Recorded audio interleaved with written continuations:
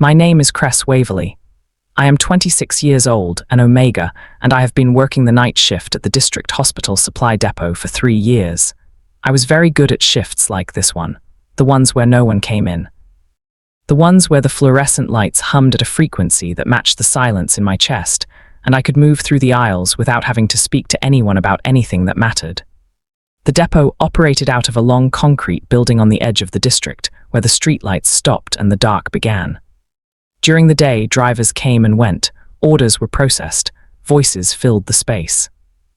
At night, it was mine. The inventory logs, the pallets of sterile supplies, the click of the thermostat turning over at 2 a.m., 3 a.m., 4 a.m. I ate my meals at the end of every shift, a bench around the side of the building, out of the light. I ate the same thing every night, a sandwich I made before leaving my apartment, wrapped in the same wax paper, eaten in the same order. I did not think about why this mattered to me, it simply did. Routine was not a cage, it was a wall I had built carefully, brick by brick, and I trusted it the way you trust something that has held long enough to feel permanent. I positioned myself near exits. Every room, every building, every bench, not because I expected anything, because the body remembers before the mind does, and my body had learned that doors were not just doors. They were the difference between being trapped and being gone. That night, the door opened at 11:47 p.m. I heard it before I saw it, the particular scrape of the metal frame against the concrete floor, the way the air changed when the outside came in. I looked up from the inventory log I had been checking and rechecking for the past hour. 3 children, boys, identical. For a moment, I did not understand what I was seeing. Children at this hour at this place, it made no sense. But the second boy was holding his arm at an angle that made the logic click into place. Injured, hospital, wrong building, wrong hospital. The main entrance is around the corner, I said. My voice sounded unfamiliar in the silence. Emergency is on the other side of the complex. We know, said the one in front. He was the loudest somehow, even standing still, even before he spoke again. But that place is chaos and you're here. I looked at him. He looked back. There was no fear in his face, no wariness, just the straightforward confidence of a child who had already decided something and was waiting for the world to catch up. I looked at the second boy, the one holding his arm. His face was pale, but he was not crying. He was watching me with the same steady attention, though there was something quieter in his gaze. Assessing. Patient. The third one was staring at me. Not staring in the way children sometimes stare, unfocused, curious, already moving on to the next thing. This was different.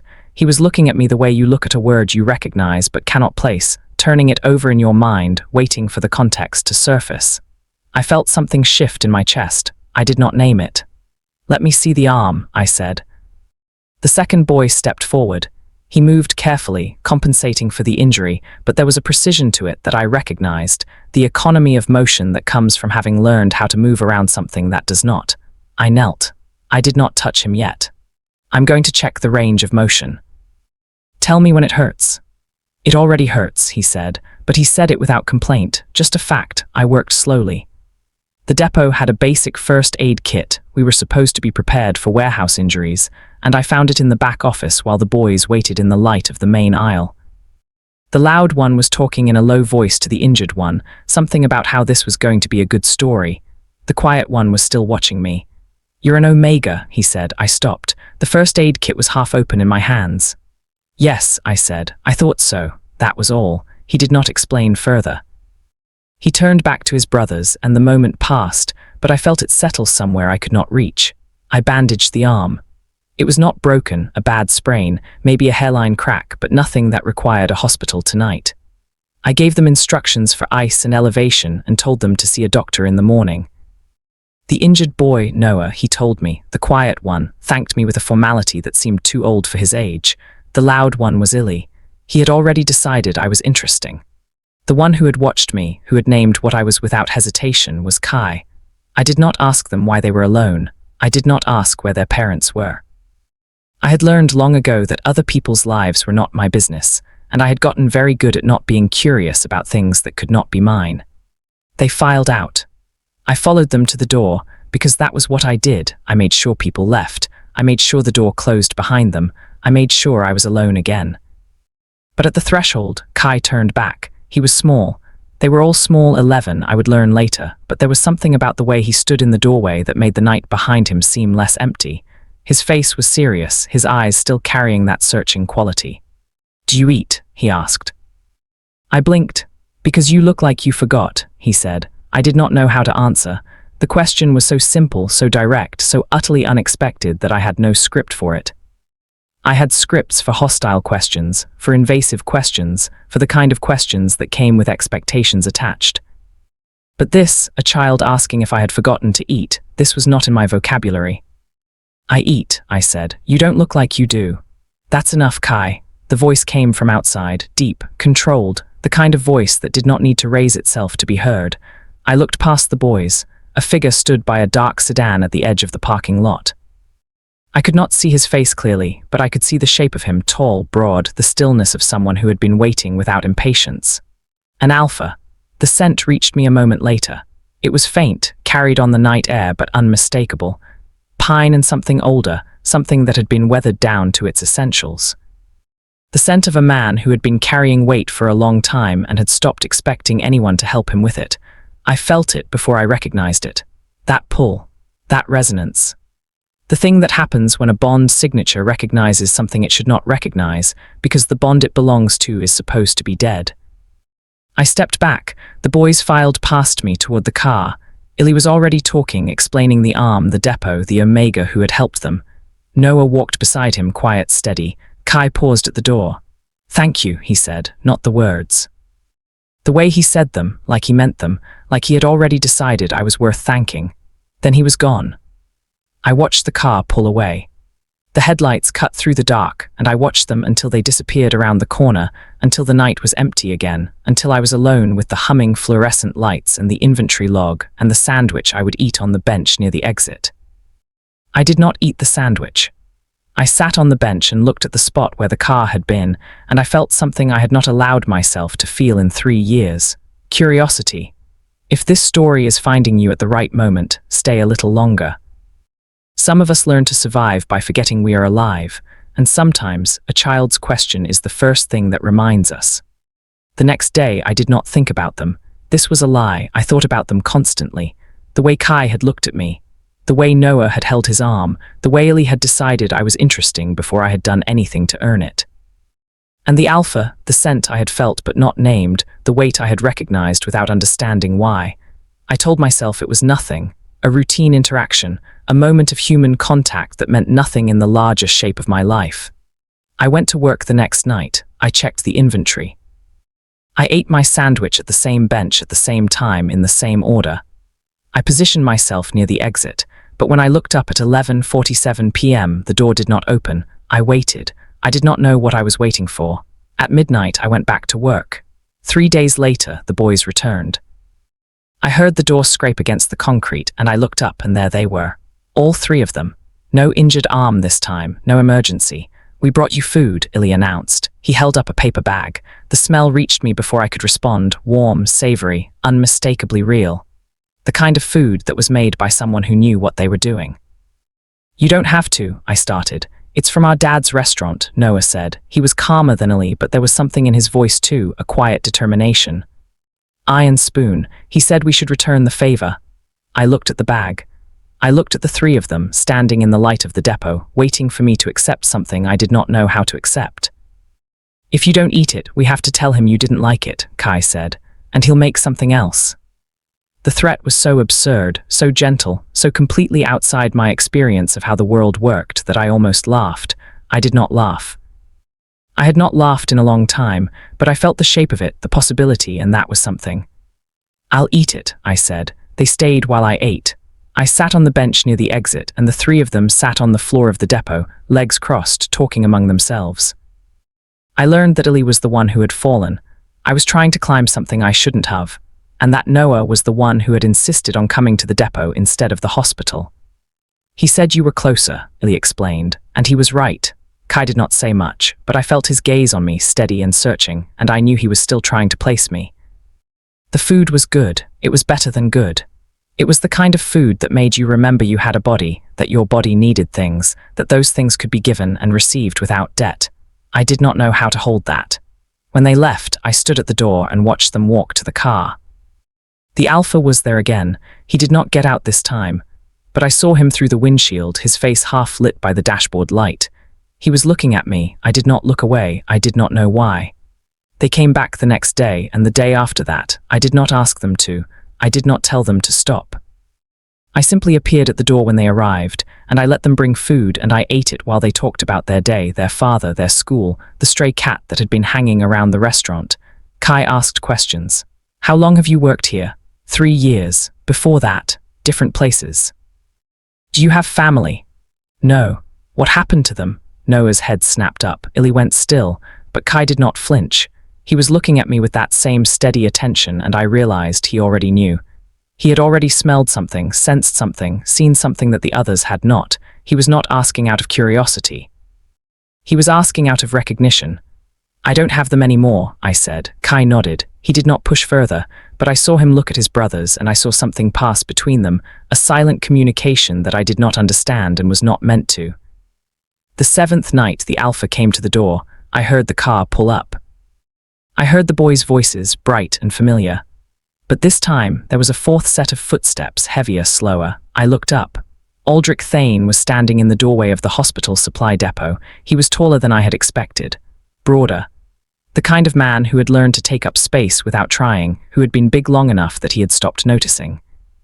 His face was carved from something unyielding, high cheekbones, a jaw that looked like it had been set and then left to harden. Dark hair going grey at the temples. Eyes that were already reading the room, already cataloguing exits and entrances and threats. He looked at me. The bond signature hit me like a physical force. It had been faint before, filtered through distance and children and the night air. Now it was direct, unmistakable, pine and rain and something else, something that smelled like a home I had never had. I felt my own scent rise in response. Damp earth. Ozone. The smell of a storm that had been building for years. He did not step inside. I'm Aldric Thane, he said. His voice was exactly what I had expected, low, controlled, the voice of a man who did not waste words. My sons have been bothering you. They haven't, I said. He looked at me for a long moment. I could not read his face. I did not know what he was seeing. You're the Omega from the other night, he said. Yes, the one who bandaged Noah's arm instead of sending him to emergency. He needed ice and elevation. He didn't need a hospital. I said it without thinking. It was a factual statement, but I saw something shift in Aldric's expression. Not softening, something slower, calibrated. That's not what most people would have done, he said. I don't know what most people would have done. He nodded. He did not explain what he meant. For a long moment, neither of us spoke. The boys were behind him, waiting, watching. The night was quiet except for the hum of the depot lights. Then Aldric said, "You're welcome at Iron Spoon, anytime." I did not know how to answer that. I started. I work nights. We're open for breakfast. I opened my mouth, closed it, opened it again. I don't eat breakfast, I said. Then you can watch the boys eat breakfast. He said it like it was simple, like it was a fact that had already been decided and I was simply catching up. I looked at Kai. He was watching me with that same searching expression and I saw him nod once, small, almost invisible. Okay, I said. Aldric Thane looked at me for one more moment. Then he turned and the boys followed him, and the door scraped closed behind them. I stood in the silence of the depot, alone with the inventory logs and the humming lights and the echo of a conversation I did not understand. I had agreed to something. I did not know what. I did not know then that a child's question would undo everything I had built. That a drawing from memory would reveal what I had been carrying without knowing it. That the bond signature I had tried to bury would find its way home through 3 boys who had decided I mattered before I had decided anything at all. I did not know that I was about to learn what belonging meant, not as something earned through wholeness, but as something claimed through the courage to stay. There are mornings that arrive without warning. This was not one of them. I had been walking toward this particular morning for 7 days, and I did not know it until I was standing at the door of Iron Spoon, watching my own reflection in the glass. I had not been inside a restaurant in 3 years, not because I could not afford it, because restaurants were places where people sat together, where they talked, where they belonged to something. I had stopped belonging to things. It was simpler that way, safer, but the boys had come to the depot every night for a week. And on the 7th night, I had agreed to come here. The door opened before I could change my mind. Illy stood in the doorway, already mid-sentence to someone behind him. Told you he'd come. He grabbed my arm and pulled me inside. The restaurant was warm in a way that had nothing to do with temperature. It was the warmth of space that had been lived in, shaped by the people who moved through it. Wooden tables, worn at the edges. A long counter where a cook was working in the open kitchen. The smell of coffee and bacon and something sweet baking. The boys were already at a table near the back. Noah was reading something. Kai was watching the door. Aldric was behind the counter, sleeves rolled up, hands moving with practiced efficiency. He glanced up when I entered, and I felt the weight of his gaze. He did not smile, but he nodded. I nodded back. I sat at the table with the boys. I did not sit near the exit. That first morning, I did not talk much. I sat with my coffee, which appeared in front of me without my having ordered it, delivered by Aldric with no explanation, and I listened. The boys talked about school, about a movie they wanted to see, about the stray cat that had finally let Illy pet it. They did not treat me like a guest. They treated me like someone who was supposed to be there. I did not know what to do with that. When I left, Kai walked me to the door. "Tomorrow?" he asked. The question was casual. It sounded like an afterthought, but I saw the way he was watching me, and I understood that this was not casual at all. "Tomorrow," I said. I came the next day, and the day after that. It became a rhythm. I would finish my shift at the depot at 7 a.m., walk the 12 blocks to Iron Spoon, and sit at the table near the back while the boys ate breakfast before school. I did not always eat. Sometimes I just drank coffee and listened. Sometimes I helped Illy with his homework, which he hated. Sometimes I helped Noah with his, which he did not need but accepted graciously. Kai watched me. I noticed. Aldric noticed too. I saw the way his gaze would move between us, cataloguing, assessing. He did not ask questions. But I could feel the weight of his attention, the same way I could feel the bond signature that hummed beneath every interaction. I tried not to think about it. I failed. 2 weeks. That was how long it took for the rhythm to feel almost normal. 2 weeks of mornings at Iron Spoon, of the boys' voices filling the silence I had built around myself, of the warmth of a place that had begun to feel less like somewhere I was visiting and more like somewhere I was expected. I had started to relax. That was the mistake. I had started to believe that I could have this, the mornings, the company, the quiet belonging without anything changing. That I could stay on the edges of something without being pulled in. I was wrong. It was a Saturday. The restaurant was busier than usual, and Aldric was in the back, working the kitchen. The boys were at the table, but Kai was drawing. I had seen him draw before. He always had a sketchbook with him, and he filled it with quick, confident lines. The cat, the street outside, the way the light fell across the counter. But this was different. He was working on something with a focus I had not seen before. His head was down. His hand moved without hesitation. He did not look up when Illy said something, did not respond when Noah asked him a question. I watched him. I did not know what he was drawing. I did not ask. When he finished, he looked at it for a long time. Then he looked at me. Then he got up, walked to the counter where Aldric was working, and set the drawing down. "I made this," he said. Aldric did not stop what he was doing. "I see that. You should look at it." Aldric finished plating the order. He wiped his hands on a towel, and then he picked up the drawing. I watched his face. Something shifted, a tightening around his jaw, a stillness in his chest. He looked at the drawing for a long time, and I saw him stop breathing. "What is this?" he asked. His voice was low, controlled, the voice of a man holding something together by will alone. "Mom," Kai said. The word landed like a stone in still water. Aldric did not respond. He did not move. He held the drawing, and he looked at it, and I saw something flicker in his eyes, something raw, something he was trying to keep hidden. "Kai," he said, "this doesn't look like your mother." "I know." I saw Aldric's hands tighten on the paper. "Then why did you draw it?" Kai looked at me. The room was quiet. Illy and Noah had stopped talking. The kitchen sounds had faded. Everything in the restaurant had narrowed to the space between Kai's gaze and my own. "He smells like what she left behind," Kai said. I felt the words hit my chest like a physical blow. Aldric turned to me. I saw the question in his eyes before he spoke, a question he had not asked yet, had not even formed, but that was already reshaping everything he thought he knew. "You feel it too," he said, not a question, a recognition. I could not breathe. I should explain what I did not understand yet. Bonds are not simple things. They are not switched on and off. When an omega bonds with an alpha, something permanent happens to the scent. It carries that Alpha's signature, layered over the Omega's own like a second language written into the body. When a bond breaks, it should fade.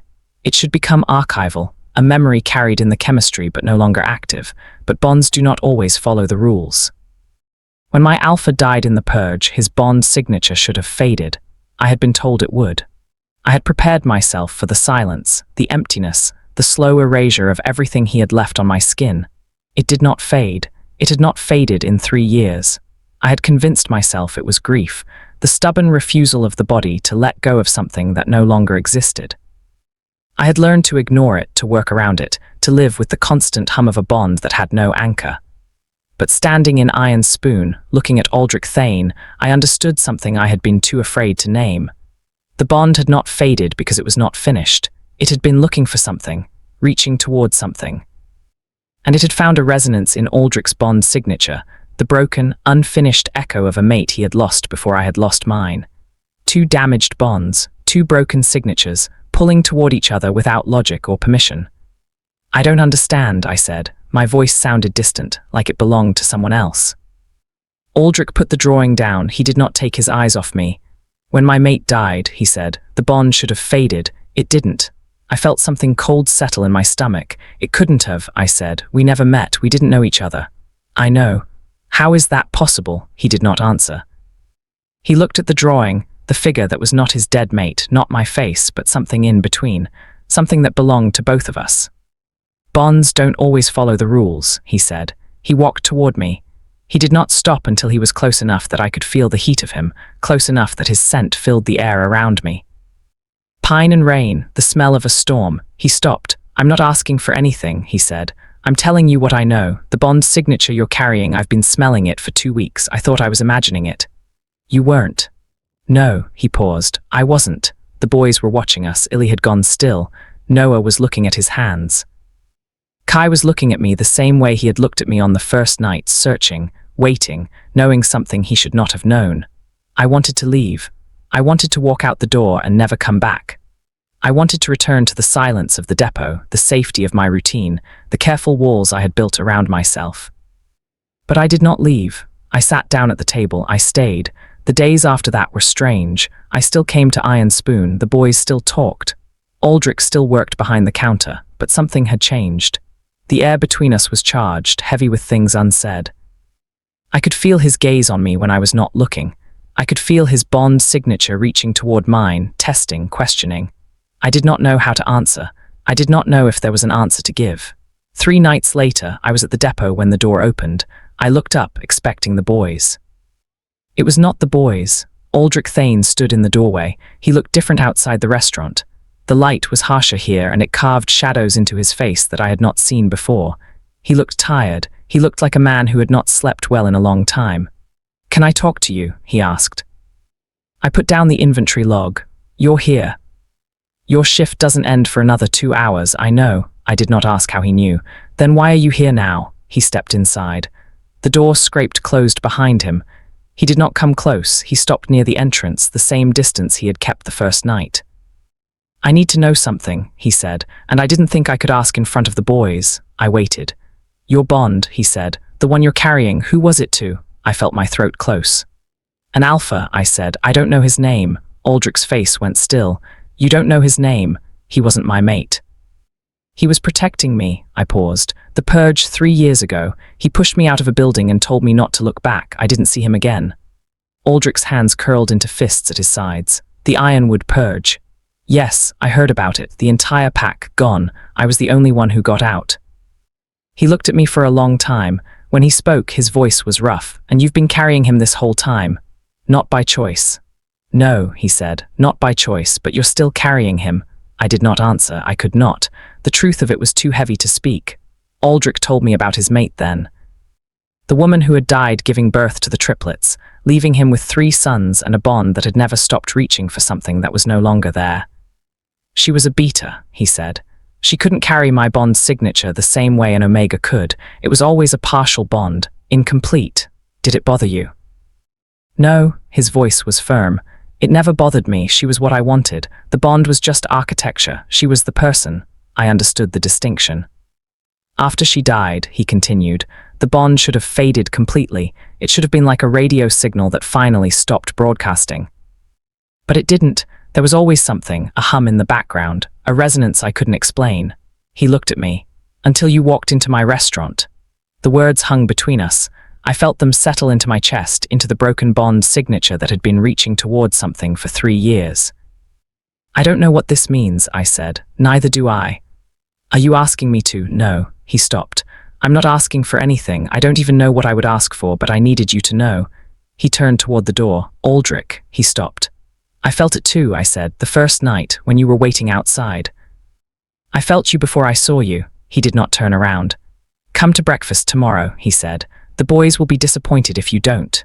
He walked out. The door scraped closed. I stood in the silence of the depot, alone with the humming lights and the inventory logs and the bond signature that was no longer reaching toward nothing. The next thing I learned about the Thane family was not something anyone told me. It was the drawing. Kai left it on the table at Iron Spoon, face up where I could see it. The figure was still there, the one that was not his mother, not me, but something caught between. But he had added something. A second figure, standing beside the first, same posture, same weight, same quiet readiness to leave, but they were together. I looked at the drawing for a long time. I did not touch it. When I looked up, Kai was watching me. Keep it, he said. I already know what it looks like. There is a moment in every story where the thing you have been running toward finally catches you. I had been running for 3 years, not in the obvious way, not across borders or through cities or away from anything visible. I had been running in place, building walls, learning to be small, learning to need nothing so that nothing could be taken. But the bond signature I had been carrying had not been running at all. It had been waiting. I did not know that until the morning Prosper Vance walked into Iron Spoon. He arrived at 8:47 a.m. on a Tuesday. I knew the time because I had looked at the clock when the bell above the door chimed. The restaurant was quiet, the breakfast rush had passed, and the boys were at school. Aldric was in the back. I was at my usual table, a cup of coffee growing cold in front of me, watching the light shift across the worn wooden floor. The man who walked in was not a regular. I knew that immediately. He walked like someone who owned the space, even though I could tell he had never been here before. Suit jacket, expensive shoes, the kind of confidence that came from being used to doors opening before he reached them. An alpha. His scent reached me before his gaze did.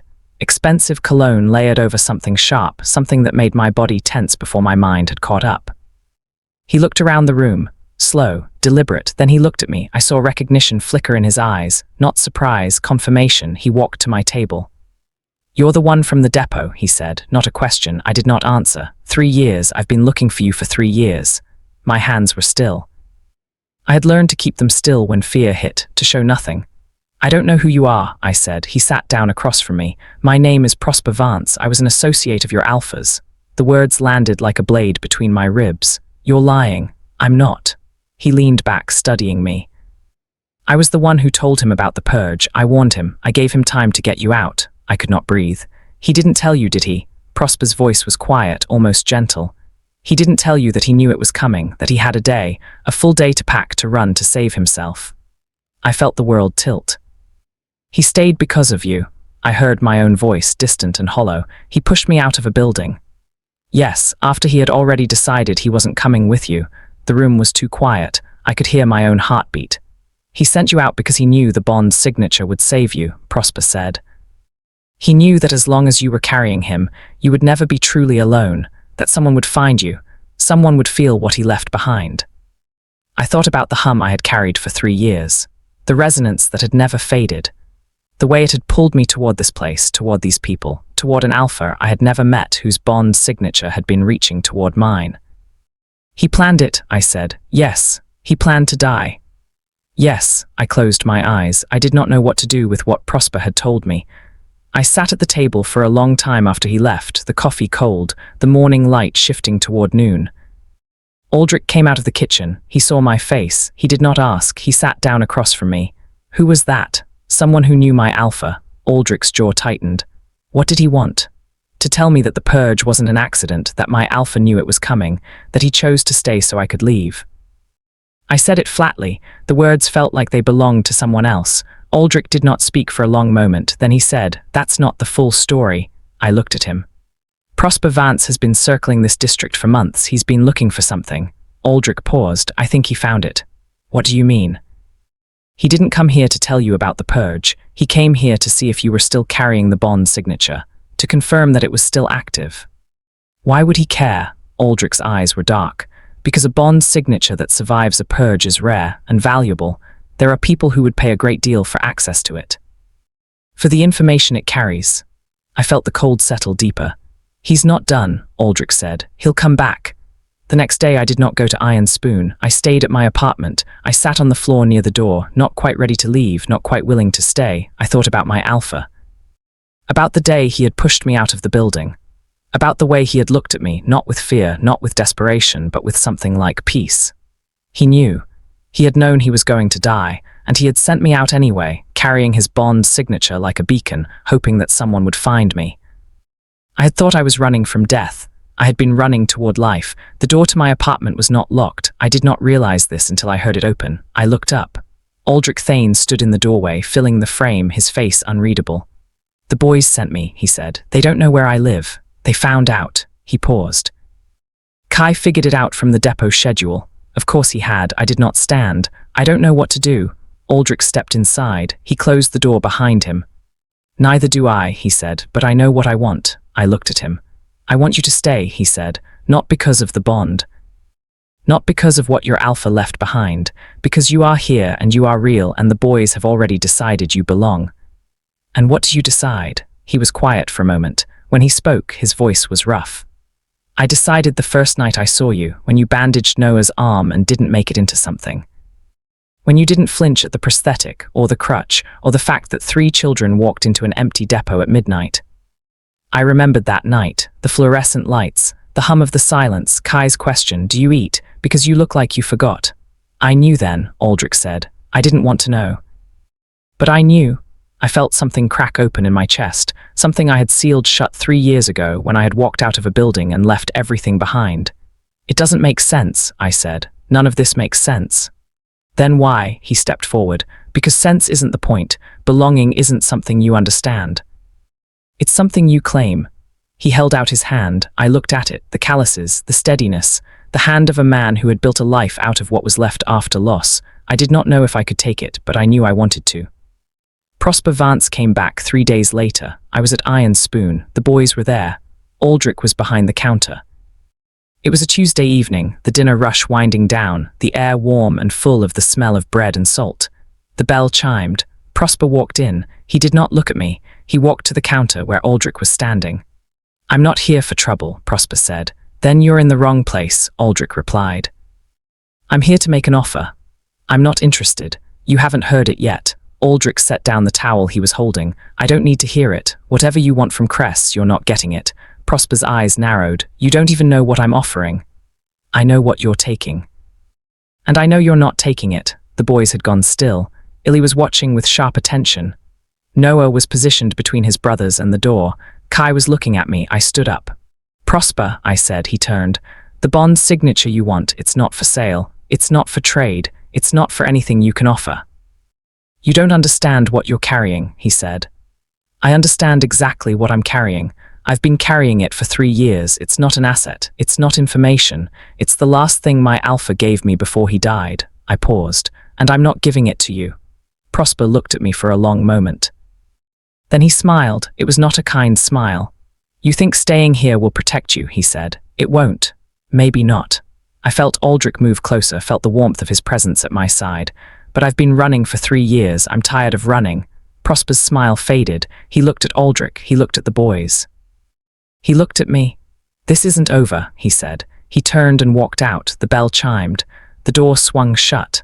I stood there in the middle of Iron Spoon, surrounded by people who had decided I belonged before I had decided anything at all. If you have ever been offered a place at a table you did not believe you deserved, you know what I mean when I say I almost left. I almost walked out that door. I almost went back to the depot, back to the silence, back to the life I had built out of absence and routine. But then Kai spoke. The drawing, he said. You kept it. I looked at him. You kept it, he repeated. You didn't throw it away. I didn't, he nodded. Like that settled something. Like that was the only answer he had needed. I sat back down. I stayed. That night, after the restaurant closed, I walked with Aldric to his car. The boys were already inside, arguing about something inconsequential. Their voices drifted through the open window, familiar and warm. Aldric stopped at the driver's door. "You're going to be okay," he said. "How do you know?" He looked at me for a long time. Then he said, "Because you're still here, because you choose to stay." He paused. "That's what belonging is, not being whole, not being fixed. Choosing to stay when everything tells you to leave." I felt the bond signature hum between us, not demanding, not pulling, just present, just real. "The boys set a place for you at dinner tonight," Aldric said. "Fourth seat, in case you came." I thought about the drawing, the two figures standing together, the one that was not his mother, the one that was not yet me. "I'll be there tomorrow," I said. He nodded. He got into the car. I watched them drive away, the headlights cutting through the dark, and I did not feel the familiar urge to be near the door. I felt, for the first time in 3 years, like I was exactly where I was supposed to be. The next morning, I arrived at Iron Spoon at 7:15 a.m. The restaurant was quiet. The breakfast rush had not yet begun. The only light came from the kitchen, where Aldric was already working. The table near the back had 4 places set. I sat down in the 4th chair. I was not near the exit. I stayed. That is the sentence I have been building toward since the beginning, and now it is the only one that matters. The restaurant filled with the morning light, and I sat in the 4th chair while the boys arrived and argued about who got the last piece of toast and whether Kai's drawing counted as homework if he hadn't been asked to do it. Aldric brought me coffee without asking. I drank it. The bond signature hummed quietly in my chest, no longer reaching toward nothing. It had found what it had been looking for, and it had settled into something new. Not a bond, not yet, just the shape of one. I did not know what would happen next. Prosper Vance was still out there. The bond signature was still rare and valuable. The world had not stopped being dangerous. But I was not near the exit. I was at the table. And when Kai slid his sketchbook across to me, open to a new page, I saw what he had drawn. The 2 figures from before, the one that was not his mother, the one that was not yet me. But now there was a 3rd figure, smaller, hands on both of theirs, holding them together. "I don't know what happens next," I said to Aldric later when the boys were at school and the restaurant was quiet. He was wiping down the counter. He did not stop. "That's the point," he said. "What is?" "Not knowing." He set down the cloth. I spent 3 years knowing exactly what my life looked like. Every day the same, every morning predictable. I thought that was control. He looked at me. It was just waiting. I was waiting for something I didn't know how to name. And now I'm not waiting anymore. The bond signature had not changed. It was still broken, still incomplete, still carrying the echo of a man who had died so I could live. But it was no longer alone.